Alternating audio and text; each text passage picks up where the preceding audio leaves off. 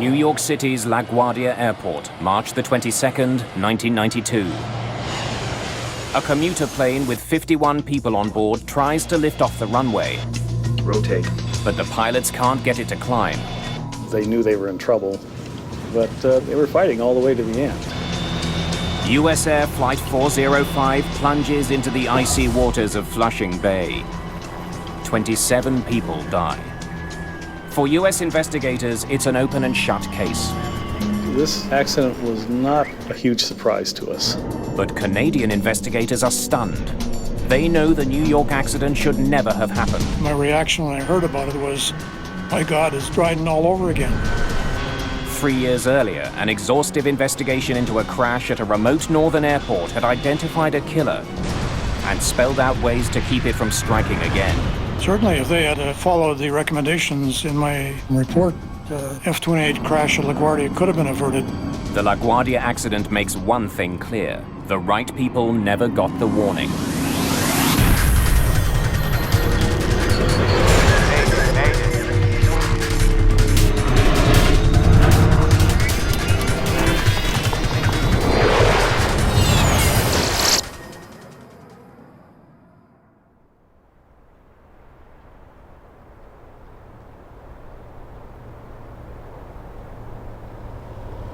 March the 10th, 1989. It's 11:39 a.m. at Dryden, Ontario's airport. Light snow falls as Air Ontario Flight 1363 stops in the remote northern community on its way from Thunder Bay to Winnipeg. The passengers stay on board while the plane is refueled.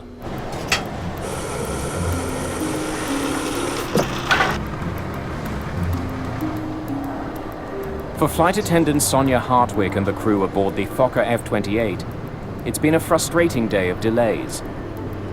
Big, fluffy, white snowflakes at this time were falling gently to the ground, and it was very, very gray. And I thought, I guess this means we're going to be delayed again. I can't see us making it to Winnipeg on time. It's Friday, the beginning of March break. Already an hour behind schedule, another delay could jeopardize the vacation plans of many of the 69 passengers and crew. There was a lot of families traveling on board with plans. Most of them were going skiing, and so they were very concerned about meeting their connections in Winnipeg. Kenora Dryden, it's Ontario 363. Ontario 363, Kenora. We've got quite a... As First Officer Keith Mills checks on weather conditions, Captain George Morwood returns from making a phone call inside the airport. It's getting worse. What's the latest? And it won't clear till late afternoon. Check that. Quite heavy snow. Looks like it's going to be a bad one. It's still within our takeoff limits. Well, that's good. We got a lot of people who want to make their connectors. Let's hope it holds. Temperatures hover around freezing. Visibility is decreasing. If the flight doesn't leave soon, it could be grounded indefinitely. Dryden is a very small city. It's a very remote part of Ontario. With a population of about 6,500, the isolated community lies halfway between Thunder Bay and Winnipeg. Harsh Canadian winters with bitter cold reaching -35 degrees Celsius are the norm here. It's not the place to be stranded in the middle of a snowstorm.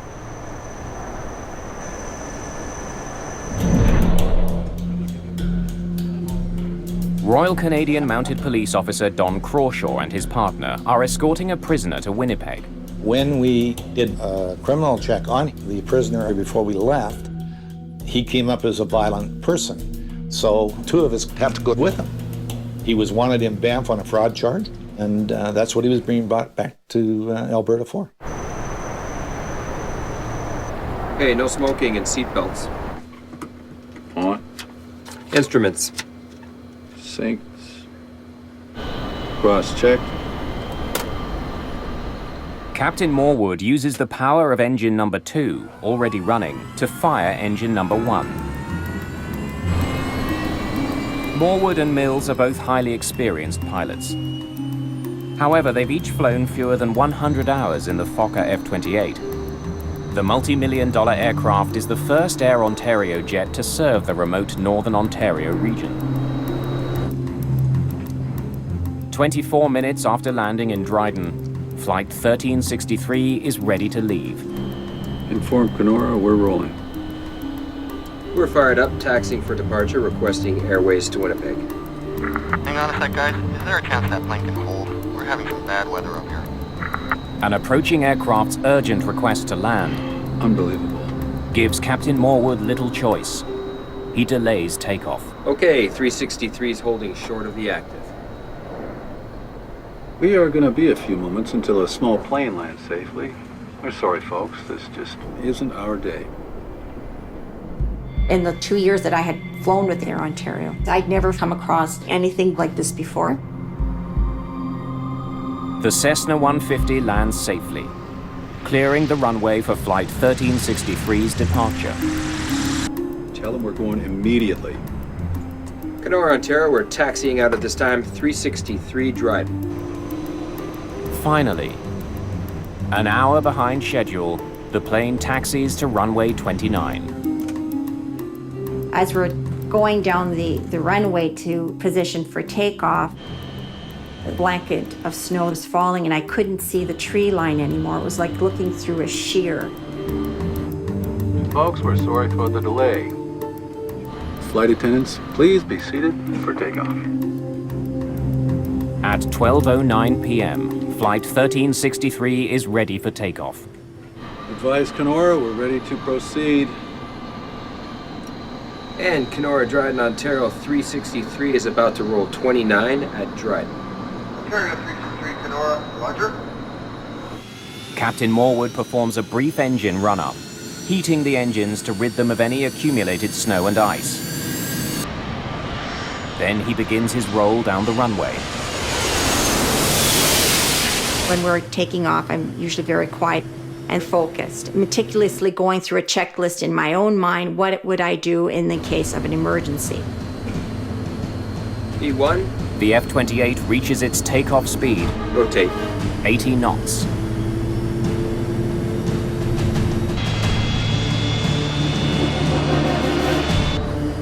Our takeoff was very slow and sluggish, like a slow, sluggish person running up a hill. Clearly, there's something wrong. The F-28 struggles to get airborne. We cleared the trees. The plane started shaking. I thought, oh my God, we're gonna crash. That's when all hell broke loose. If you can equate to being in a Mixmaster, that's what the plane felt like at the time. There's this dip to the left and then dip to the right. The pilot's trying to get this plane up. Then all of a sudden there was a power burst. The plane seemed to stabilize itself, You could feel that the pilot's trying to get control of it. but a few seconds later, it became a Mixmaster again. I yelled out, emergency, grab your ankles, get your heads down. Grab your ankles, get your heads down! And I kept yelling that, and then I assumed my brace position. You could hear people screaming and yelling. There's loud, horrible sounds. We are clearly crashing. The pilots are helpless. 49 seconds after lifting off, Air Ontario Flight 1363 crash lands in the bush, 950 meters west of runway 29.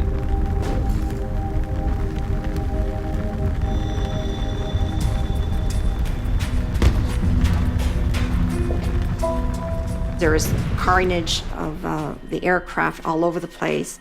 I didn't know where I was. And at that point I thought, oh my gosh, I'm alive. I'm still alive, that this is all happening so quickly.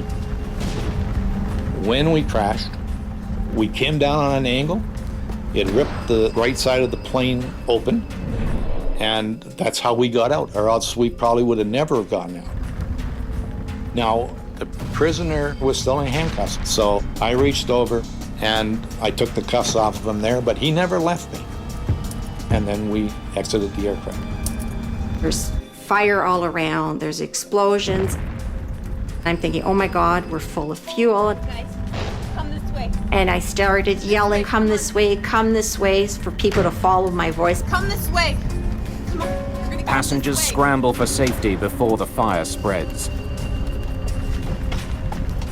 45 people survive the accident, but 24 people do not, including Captain Morwood and First Officer Mills.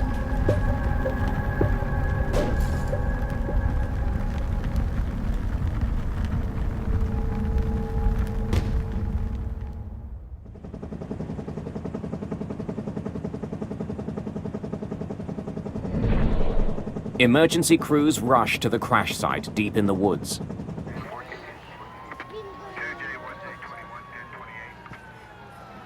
The injured are taken to hospital in Dryden. I was very concerned because I kept looking at the wing all the time. I thought there was a lot of snow. Well, I didn't notice anything wrong going down the runway. Like I said, it was just when we started hitting the trees, I knew there was something wrong.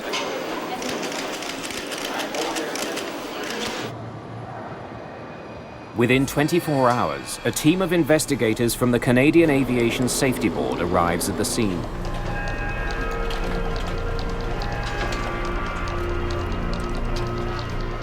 You're going there, hopefully with the idea that you can find out what happened, why it happened, and how do you prevent it from happening in the future. We walked the entire path of the airplane to the threshold of the runway, and then we walked the flight path of the airplane right to the crash site. That was the first thing that I did. I wanted to document what I was seeing by photographing. When you walk in on an accident site like that, there are two things that overwhelm you. The smell of aviation jet fuel and the smell of death.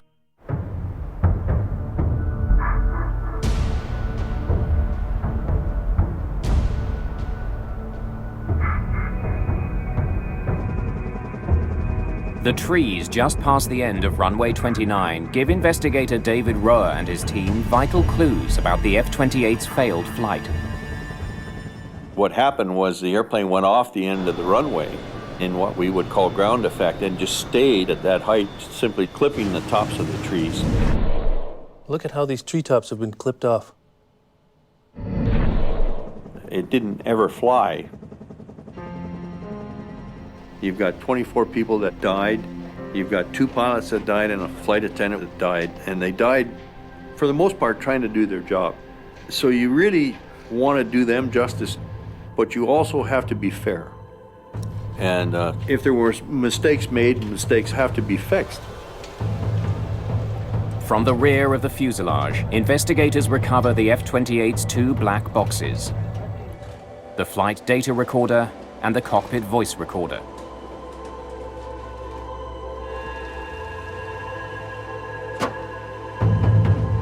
The devices are designed to withstand temperatures of 1100 degrees Celsius for up to 30 minutes. Investigators are frustrated to learn that the mylar tape from the recorders has suffered extreme heat damage. It's estimated the black boxes were scorched by an 1100-degree inferno for at least 90 minutes, far beyond their limit. The data is unrecoverable. That was a big blow to us because now you have to try and gather information and try and establish that it's factual by independent routes. We were just about to leave Thunder Bay and they gave us 10 new passengers. Investigators must now rely heavily on eyewitness reports to reconstruct the events leading up to the doomed takeoff. They learned that the F-28 began its day in Winnipeg and was scheduled to fly a return route to Thunder Bay and back with a stopover in Dryden. But in Thunder Bay, plans changed. The cancellation of another flight forced the crew to pick up 10 additional passengers. And when they did their calculations, they realized that we were overloaded and something had to come off. All right, let's offload some fuel then. They ended up removing fuel in order to be within the proper weight. Dispatch, Ontario 363. So the flight was delayed an hour. The extra weight of the new passengers left the crew no choice. They had to unload fuel to lighten their load. That meant when they arrived in Dryden, They needed to pump in more than the usual amount of fuel for the final leg back to Winnipeg. Roa wonders if the change in plans somehow led to a miscalculation of the weight and balance. Was the F-28 too heavy for takeoff? He then uncovers a puzzling detail.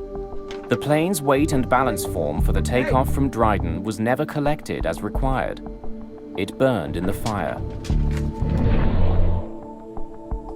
Roa is forced to use Air Ontario's standard averages to calculate passenger and baggage weights. The data, combined with the airport's fuel records, allows him to estimate the plane's gross takeoff weight. We knew how many people we had on board. We knew how many bags we had on the airplane. And we knew what our fuel load was. He estimates the F-28 weighed between 62,000 and 64,000 pounds. And the airplane's max takeoff weight was 65,000 pounds. And so we came to the conclusion that the airplane was not overweight. The cause of the crash remains a mystery.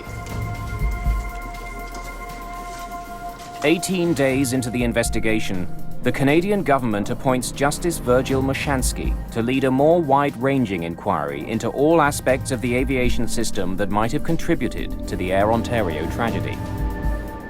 The government was looking for an experienced trial judge, and preferably one who had an aviation background. Moshansky is an experienced pilot with 13 years on the bench. He will work closely with crash investigator David Roa and aviation consultant Frank Black. The new team's first step, assessing the plane's technical systems. The electrical system, the hydraulic system, the fuel system, all of these systems are looked at both in terms of what is their history leading up to the accident and what remnants are remaining at the crash site that can be examined. Clues to a possible system failure arise when Sonia Hartwig recalls a troubling event aboard the same plane just days before the fatal crash. I think it was Monday or Tuesday. When we took off, there was this smoke that filled the aircraft, and there was this horrible smell. I thought, oh my God, we have a fire in the lab. But there was no fire in the lavatory or anywhere else in the cabin. They told us that apparently it had something to do with oil sitting in the APU system. So every takeoff that day, this would happen. The auxiliary power unit is a generator that provides the power needed to start the engines. Did burning oil in the APU somehow cause a fire and ultimately doom Flight 1363? Roa searches the week's journey log for any mention of the auxiliary power unit. He makes a surprising discovery. The APU wasn't working on the day of the crash. It couldn't possibly have caused the fire. But the inoperative power unit may still have played a role in the tragedy. Investigators learned that it forced the crew to make a risky decision in Dryden. We're onto the connectors. Let's hope it holds. Normally, the captain would rely on the APU to restart his engines after shutting them both down for refueling. But if he couldn't use his APU, he couldn't shut his engines down. That meant Flight 1363 had to be refueled with one engine still running. Captain Morwood is in a situation where he's got to hot refuel with passengers on board the aircraft. He's got to keep an engine running to refuel the airplane. Hot refueling isn't against regulations, but the risk of a fuel spill makes it potentially dangerous. In Toronto in 1973, a maintenance person was killed when an Air Canada DC-8 jet was consumed by fire during refueling. Hot refueling is not a normal practice. Could the hot refueling have caused some kind of damage to the engines?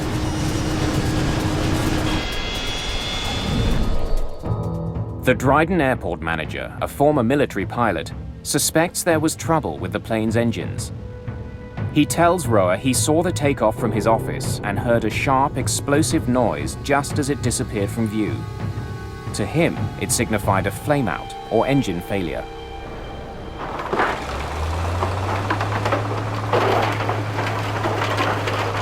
I thought, this is going to be a high-profile and potentially controversial investigation.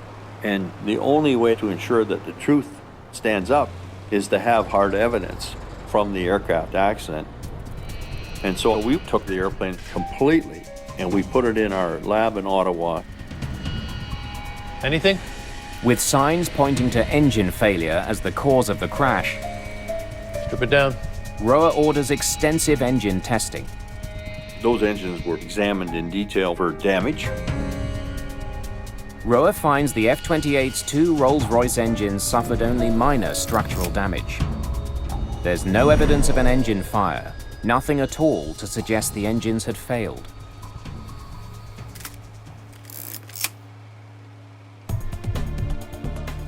With little physical evidence to explain the failed takeoff, investigators are back to square one.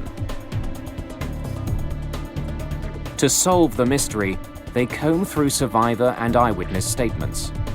A common thread emerges. They said in their witness statements there was snow and ice on the wings when the airplane attempted to take off.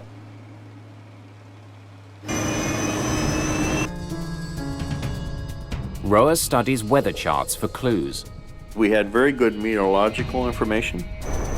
The charts show that during the half hour the F-28 was on the ground at Dryden Airport, visibility shrank from 4 kilometers to less than 1 kilometer because of the snowstorm.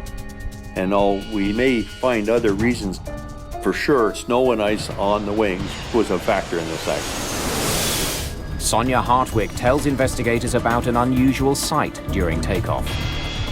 As we took off, I noticed that the wings just became a solid sheen of gray, shiny ice. Investigators consult the F-28's manuals to study its anti-icing systems. They find that only the wing's leading edges are protected. The aircraft had heated leading edges on the wings. I wonder if the anti-icing system was working. And the heat was provided by bleed air from the compressors on the engine. They found the valves that allow the compressed air access to the leading edges. And they tested the valve to see if it functioned, and it did. The anti-icing system was working. But since it only heats the leading edge, it likely didn't clear ice that formed on the surface of Flight 1363's wings. Investigators suspect that snow and ice buildup, what experts call wing contamination, may have played a major role in the crash. To verify that suspicion, Roa and his team meet with engineers from Fokker.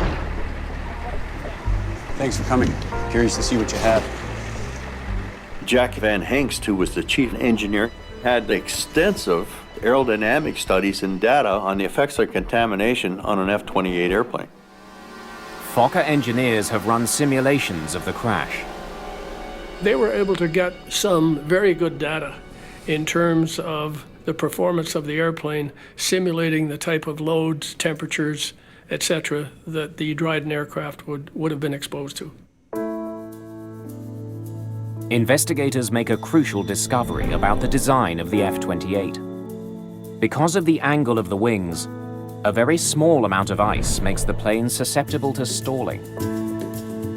They concluded that even the most minute bit of contamination on the wing would disrupt the airflow and cause a loss of lift. Well, that answers a lot of questions. The simulations support what witnesses saw. It just barely got airborne, dropping wings, losing lift, and then hitting trees, decelerating to the point where it broke up. Investigators are now certain that contaminated wings caused the crash. But what's still unclear is why the plane was not de-iced before takeoff.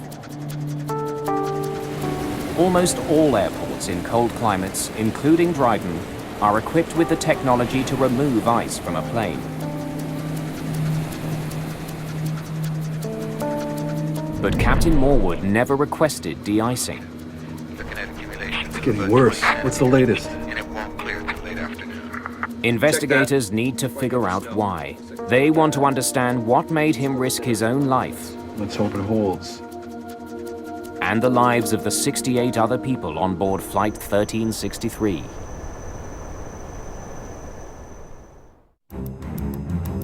Investigators dig through Captain George Morwood's flight records and work history. They interview crew members, searching for clues to his behavior. Captain Morwood was a very professional, very old-school pilot. He had his view on how things should be done properly and what his definition of proper and professional would be. He also was very concerned about his passengers. He enjoyed making sure that they got on their flights on time and got to their destinations on time. You know, Air Ontario was a growing company.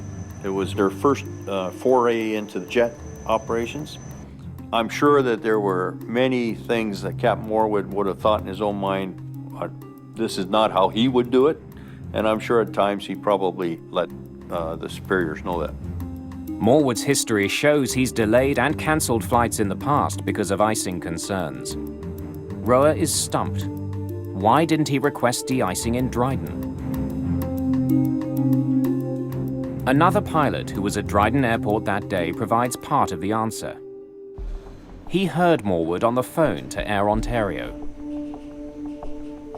That is what I have been trying to tell you. He was very frustrated, and he was really concerned about his passengers. Morwood complained to the off-duty pilot about the company. These guys. You want to guess my weight before I left Thunder Bay? 66 and change. I had to offload fuel. Now that... Right. So now what am I supposed to do? No. You figure it out. When he left the terminal, he was observed by witnesses to appear to be very upset and very angry. Investigators wonder what set Morwood off. They try to piece together the pilot's day on March the 10th. This was the 5th day of a very long week for Captain Morwood. And he was the next day leaving with his family on a ski vacation. Before his first flight of the day, he'd learned the plane's APU still wasn't working. And then, once in Thunder Bay, more bad news. After refueling, the dispatcher forces Morwood to take on 10 extra passengers. Now he must offload fuel and lose more time. There goes the schedule. Let's, offload some fuel then. This meant Morwood would leave Thunder Bay behind schedule. Dispatch, Ontario 363. And Captain Morwood is the type of captain who didn't want to be late. Now en route to Dryden, and an hour behind schedule, the weather forecast the crew was given of light rain and fog is no longer accurate. And Captain Morwood didn't get the forecast of freezing rain coming into Dryden, which he should have had. As Flight 1363 lands in Dryden, the weather was getting worse by the minute. The plane sat there for half an hour while snow built up on the wings. I gotta talk to somebody about this. Investigators may never know how concerned Morwood was about the weather. But there is evidence that it was on his mind. When Roa questions the fueling agent, he learns that Morwood did ask about de-icing moments before takeoff. Is there de-icing available? The fueling agent says he pointed out the de-icing ground crew to Morwood.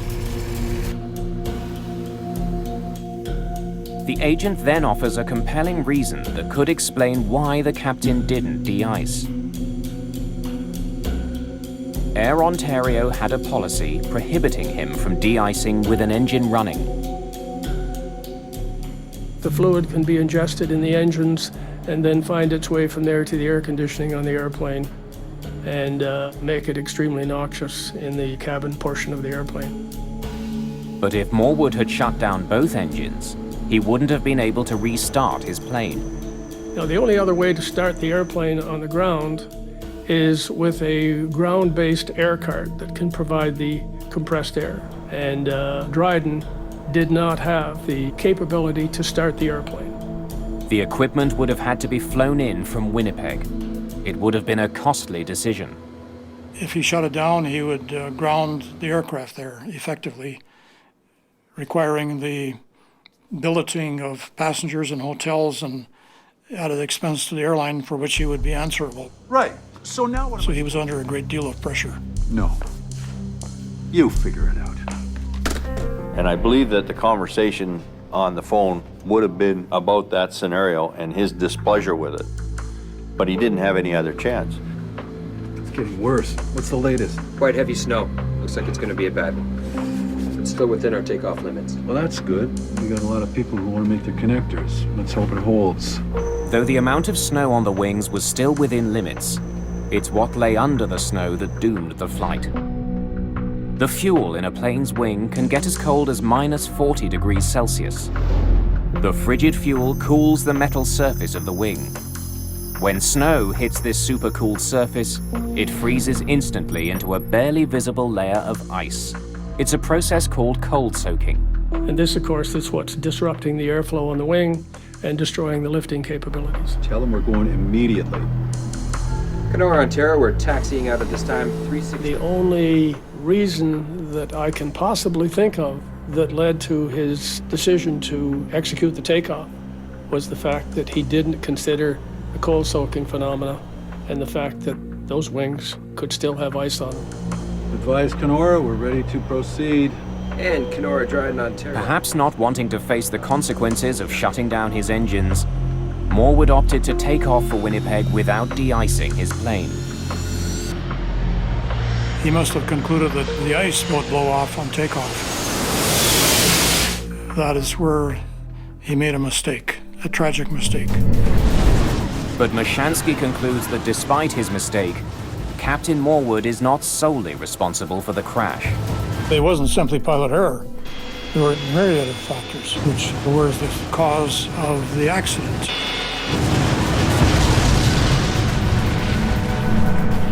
One of the most important factors, Air Ontario's decision to let the plane fly with a broken APU. They were deferring a lot of the maintenance that should have been done because of a shortage of parts. And then they had to scrounge around all across Canada with various F-28 operators to borrow parts from them. And this was a very bad move on the part of Air Ontario management. The investigation determines that by cutting corners and focusing too much on the bottom line, the airline was putting all their passengers and employees at risk. Because the F-28s were new to Air Ontario, there was this urgency to get one crew off and get the next crew on flying. This urgency to have them in the air producing money. I came to the conclusion after a lot of thought about this accident that there were a lot of other hands on those throttles, pushing those throttles forward. There were a lot of people that were involved in the sequence of events that led to this tragic outcome. This was a preventable accident, but everything conspired against the pilots. I gotta talk to somebody about this. Because Air Ontario management did not have a safety culture. And you have to have a safety culture from the top management down.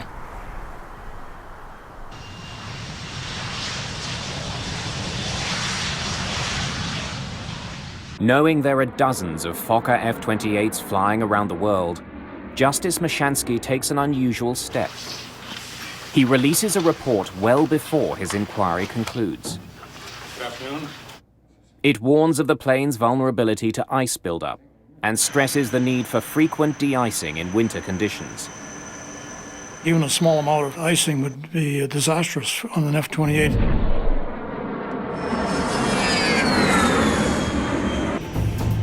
But 15 months later, it becomes clear that Mashansky's warnings have not been heard. USAir Flight 405 is preparing to fly from New York to Cleveland on March the 22nd, 1992. The plane is a Fokker F-28, and it's snowing. It's 1 degree below freezing.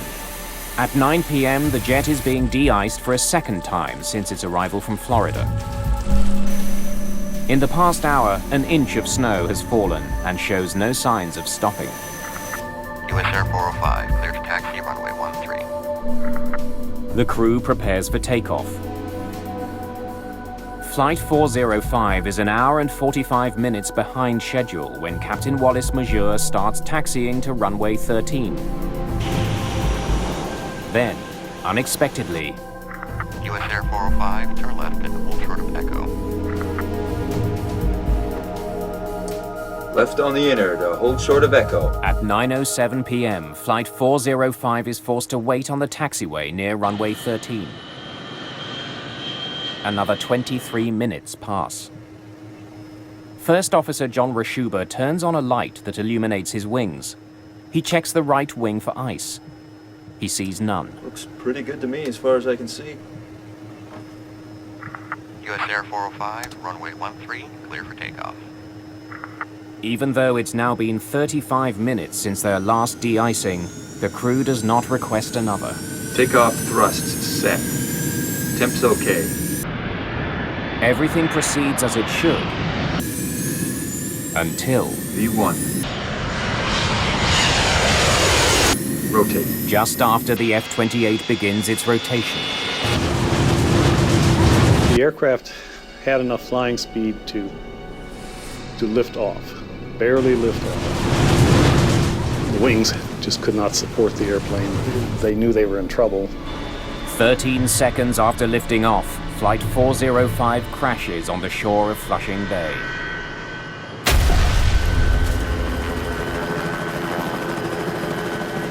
I don't think any pilot really thinks he's going to crash. They were trying to save the airplane right to the end.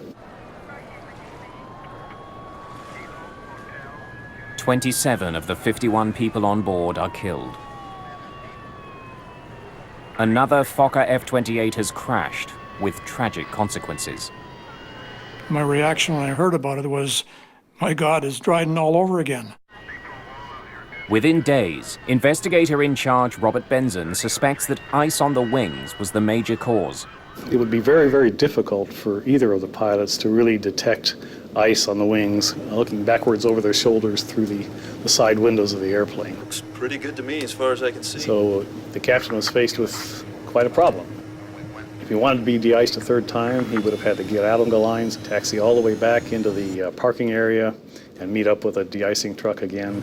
Takeoff thrusts. That would have put him very, very late, and it may have even caused the cancellation of the flight. After all of this work, after all of the efforts, to see it happen again was extremely frustrating.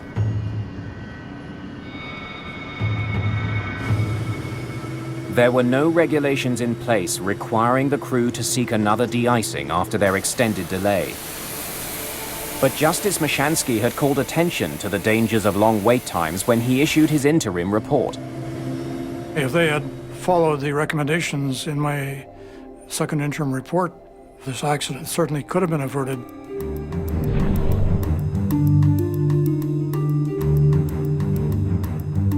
He also had drawn attention to the limitations of the de-icing fluid being used at the time.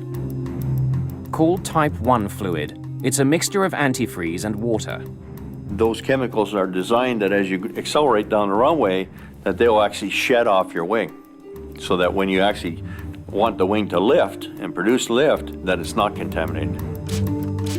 Type 1 fluid is applied hot to de-ice the plane's surfaces. But it doesn't last long.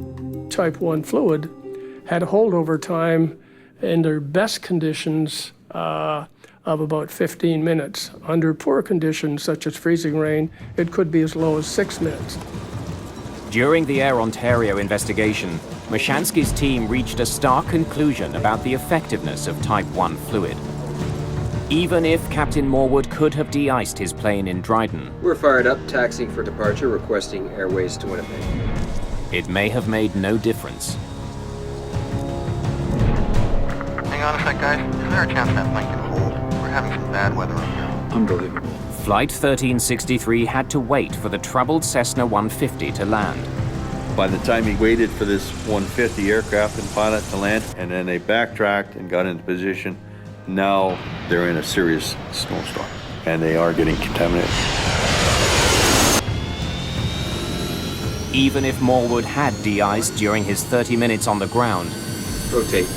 the delay may have been enough for the fluid to stop working. The plane's wings may once again have become coated in ice.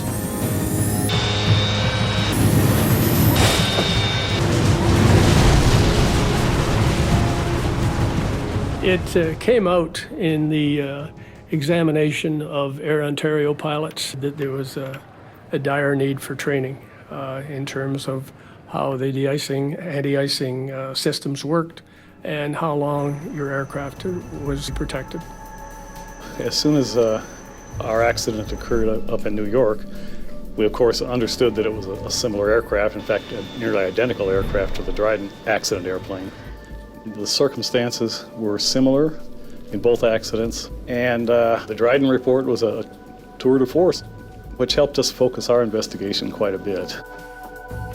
Justice Mashansky had released his interim report more than a year before the crash of Flight 405. His recommendations could have prevented it. Mashansky would soon discover that a breakdown in communication had cost the lives of 27 people in New York.